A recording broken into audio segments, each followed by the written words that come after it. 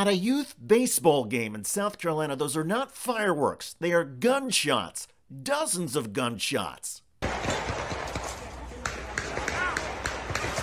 The third base coach just yelled, "Get down! Get down!"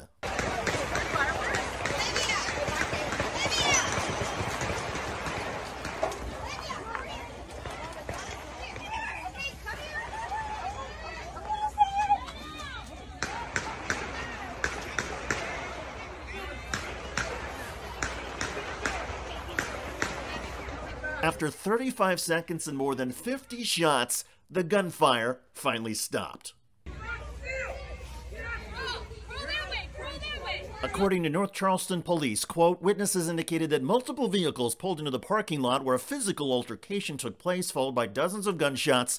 Several youth baseball games were underway when this incident occurred. This incident at approximately 8:45 p.m. had nothing to do with the park, youth athletes, parents, or coaches. Thankfully, no injuries were reported. No physical injuries, but the emotional trauma is already evident, and it's going to last. Hello, everybody. I'm David Shuster, and thanks for joining us. This was a youth baseball game called Dixie League in North Charleston, South Carolina. It is similar to what is known as Little League, and the children in this South Carolina league are between the ages of 7 and 12. That's right, kids as young as 7 enjoying their baseball game, suddenly thinking they have to run for their lives. One mom, Lori Ferguson, whose son was on the pitcher's mound at the time, said, quote, I felt completely helpless. I understand that we could walk down the street, something could happen, but my kids asked me where the police were to protect them. Ferguson added that although police came to the scene of the gunfight, she says the officers never spoke to or examined any of the children playing baseball. Quote, nobody ever came and checked like, hey, are these kids okay? Clearly, the police are used to an eruption of gunfire and figured, oh, the kids must be fine with it as well. No big deal.